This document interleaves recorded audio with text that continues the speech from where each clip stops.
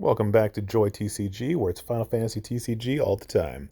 So on the left, we've got my deck, which is Mono Lightning, mostly built around Exdeath.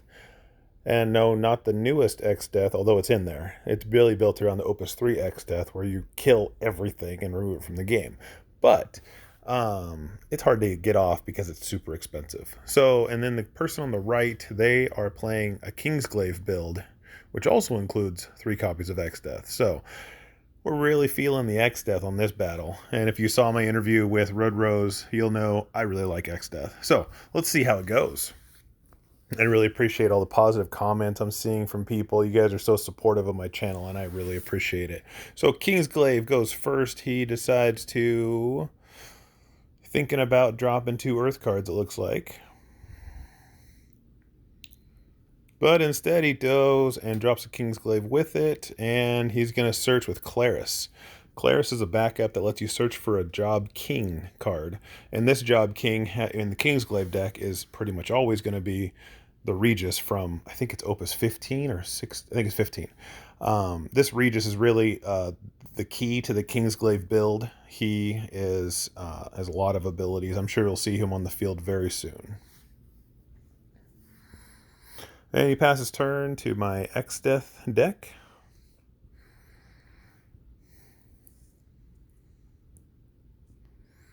And we're dropping a backup Exdeath to play Assassin. The Assassin has haste, and when the Assassin attacks, you can dull a 2-cost forward the opponent controls. So that's a nice feature of the Assassin. And then also I played Aranea. This Aranea, when she comes to the field, reveal the top card of your deck. If it's a lightning card, add it to your hand. Well, it's guaranteed to hit in this deck because it's mono lightning. So I grabbed a Behemoth K, put it in hand, and then dropped Zemus for a backup Dragoon. And then Assassin attacked because Assassin has haste, and Noctis went to the damage zone. That's the 5-cost Noctis, I believe, from Opus 16, which really helped the Kingsglaive build as well.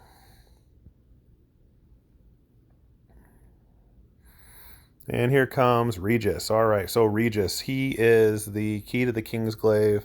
He makes all Kingsglaives 1 cheaper, and he's going to use that ability right here, I think. Yep.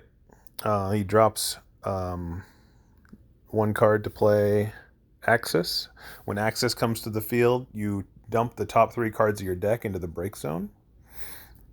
Regis has another ability that if he's targeted, he can put a Kingsglaive in the break zone, and then he cannot be targeted.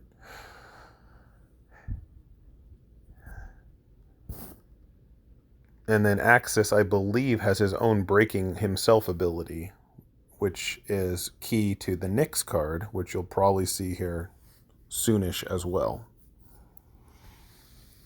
All right, let's see what we can do. So on the Exdeath side of the things here, we are looking at an Assassin with 2k, Aranea with 3k, facing up against Regis, who's an 8, and Axis, which I can't quite see, but he's not real strong. I want to say he's a 3 or 4.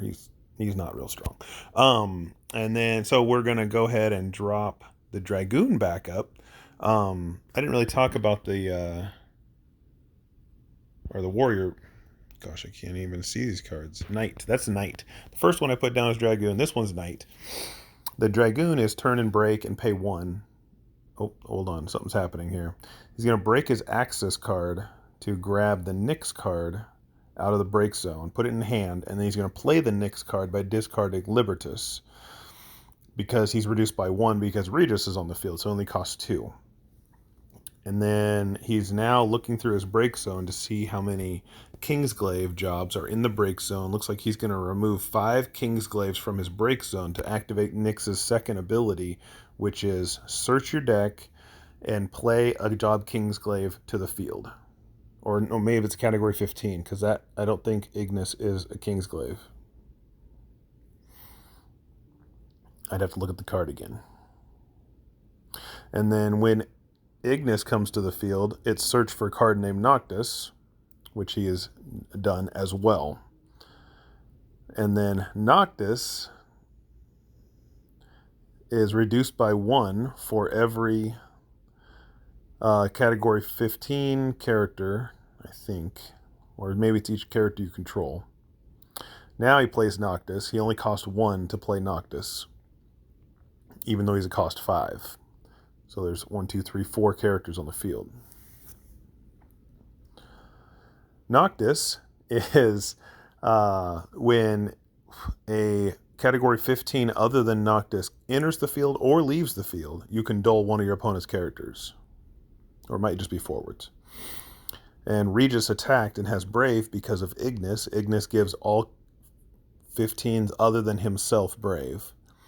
And I chose to block with Assassin to not take the damage from Regis. But now I'm facing a big board of four big boys against my little wimpy Aranea here. So not looking good, I'll tell you that much. Kingsglaive has the ability to really blast the board quickly with the right combination of cards. And him getting Nyx on the field early helped tremendously, as well as that Axis, which dumped 3 cards into his break zone, which gave him enough Kingsglaives to activate Nyx's ability early on. So the Kingsglaive player is putting a 1 counter on top of Ignis, showing he's giving 1k to the board bonus as well.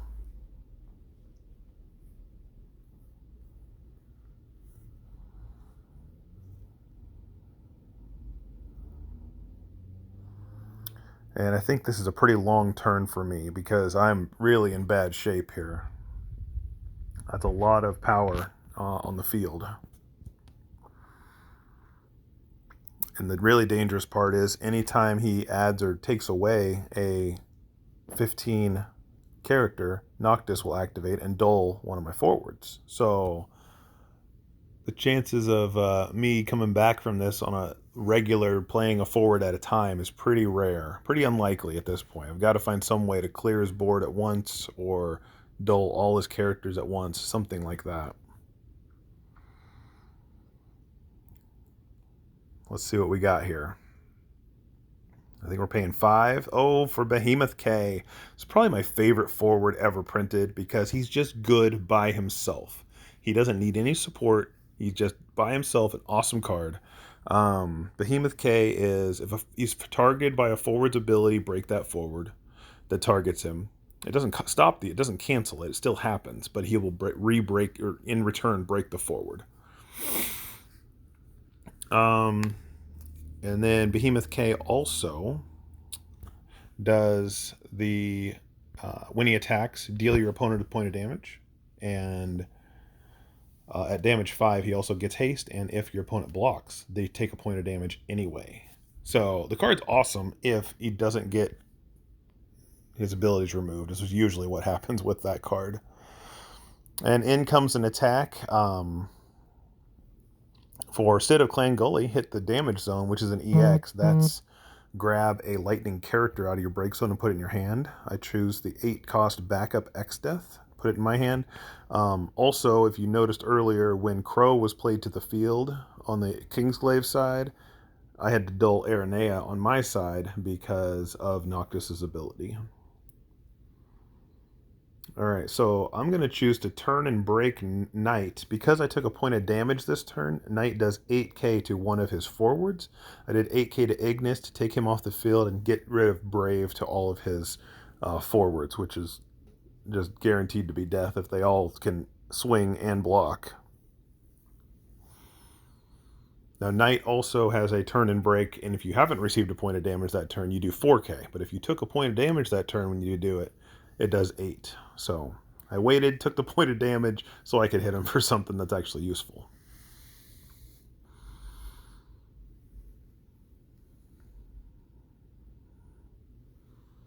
Let's contemplate options here. It looks like 4 cards in hand.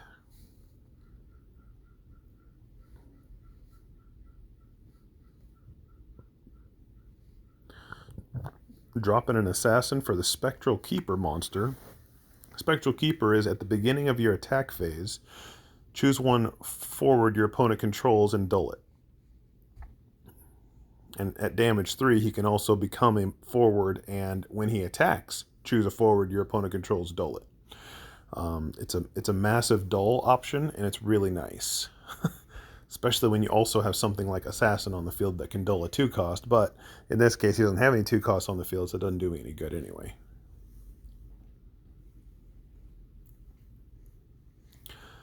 So we are we enter attack phase. What's going on here?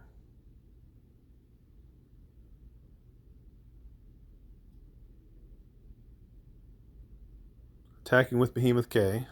Apparently I forgot to dull one of his forwards. Behemoth K deals a point of damage and then attacks where there's a chance to block. He chooses not to block, so he takes 2 points of damage from that one Behemoth K attack. Yeah, Spectral Keeper. Oh, looks like we're remembering to dull with Spectral Keeper. Okay, I'm going to dull Noctis, even though I already attacked with Behemoth K. And now on to pass turn. Kind of did that out of order, but it didn't change anything related to the gameplay there. Let's see what Kingsglaives want to do here. I kind of want to get Behemoth K down to take myself down to 5 damage, so Behemoth K can attack, and if he blocks, he still takes a point of damage, which would be nice if he stays on the field that long. So we'll see. Counting break zones, that probably means that Kingsglaive has Exdeath in his hand, more than likely. We'll see if that's true or not.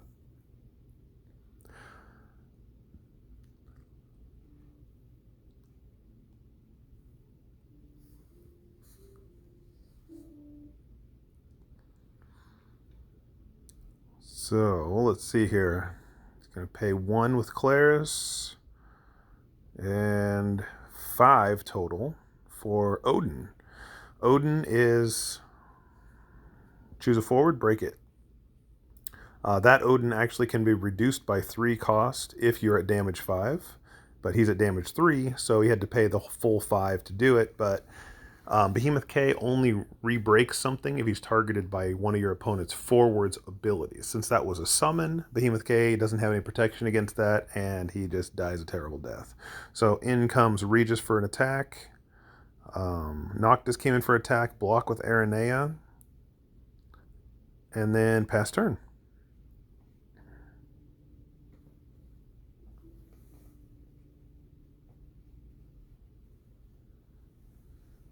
Looking through the break zone here. Not sure what for. Maybe I'm counting a break zone now. Sorry, this game was a couple weeks ago. I haven't had a chance to post it.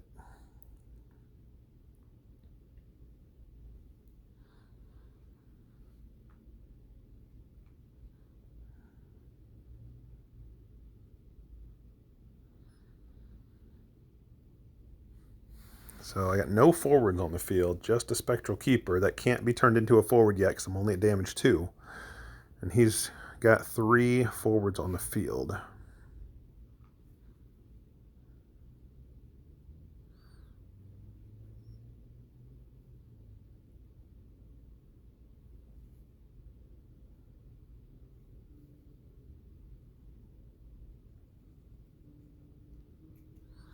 Got that backup on the field as well. He has the ability where he can turn and break and I think pay 1. And you can search, or it's not search, it's grab a standard unit out of your break zone. And if it's a lightning forward standard unit, you can play it to the field. Otherwise it goes to your hand. So the reason he's in the deck is so that I can grab Assassin and put him on the field. But in this case, it doesn't do any good because he doesn't have any 2 costs to dull. The purpose of that would be if Noctis was a 2 instead of a 3, it would be perfect. Yeah, I could grab Assassin, play him, and attack, and it would dull Nyx. Did I say Noctis? Nyx.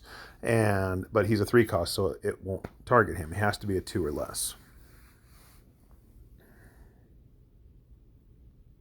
Although it could still do it, and Spectral Keeper at the beginning of attack phase will dull Nyx, and he won't have anything to block with. But I still only get 1 hit in, which isn't going to be enough to overcome in the long run. Unless I can play much more forwards quickly.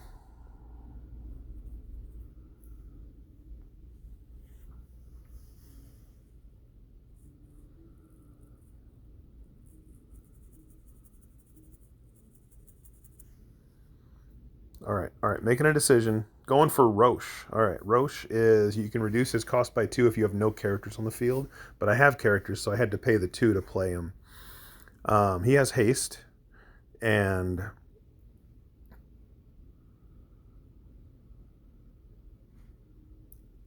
He has haste, and at damage 3, he gets +3. So I tried to dull with Spectral Keeper Nyx right there, but what he chose to do is to use his own ability is you can remove a Kingsglaive from the break zone and make it so Nyx can't be targeted. So Spectral Keeper's dull ability didn't work, and then I wasn't able to hit with Roche because he would have just blocked and killed me.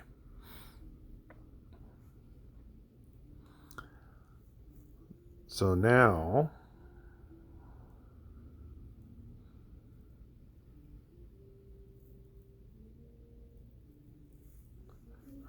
plays Exdeath to the field. That's the full art Exdeath, dang. And you remove all characters from the break zone. I had all characters in my break zone, so everything is gone. And now we count to see how many are in the break or in removed from game, because if it's 10 or more, Exdeath gains 2k. If it's 20 or more, then at the end of each of my opponent's turns, I have to choose a character to remove from game. Here comes Regis for an attack, Noctis for an attack, no EX. There's the funny Opus 3 Exdeath in the damage zone. There's another hit from Nyx.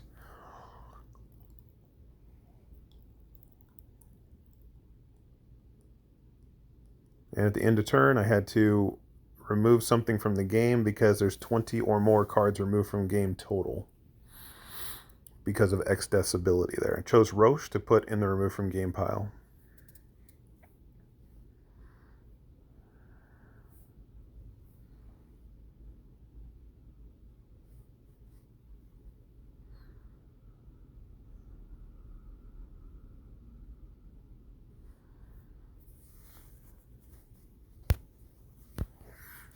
I'm hoping Mono Lightning will make a comeback, but based on how this is going, it looks like it's not going to be meta material. But I'm really hankering for a Mono Lightning deck that's actually good.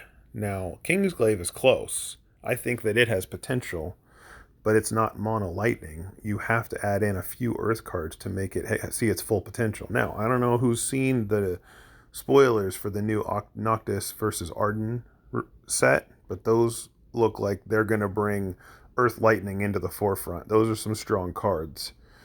Oh, all right, and here I'm going to play my own Exdeath, which means we both get the effect that at the end of your opponent's turn, your opponent chooses a character to remove from game. And the Kingsglaive player chooses to remove the Claris from game, activates his 4 forwards against my 1 forward. Not looking good, let me tell you. We both have a 10k Exdeath, and Noctis is 9. I think Regis, I want to say, is 9. He's 8 base, but I want to say he has a +1 from something. And then Nyx, I'm pretty sure, is boosted by 1 as well.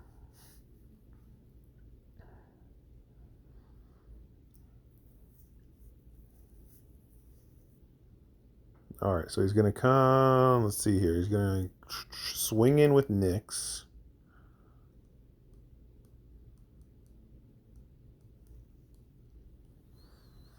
If I block and Nyx dies, then Noctis will activate and dull one of my forwards.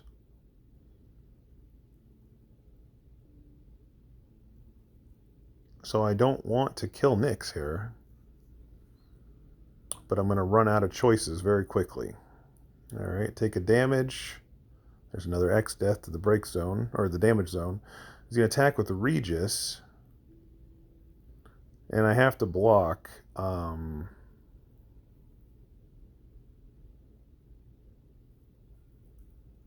I forget that Noctis activates when any category 15 leaves or enters. I thought it was just Kingsglaive for some reason.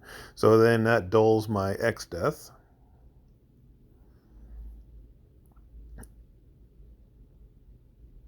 Noctis swings, block with Spectral Keeper, and that's game. Exdeath comes in for the final hit. All right. Hope you guys enjoyed.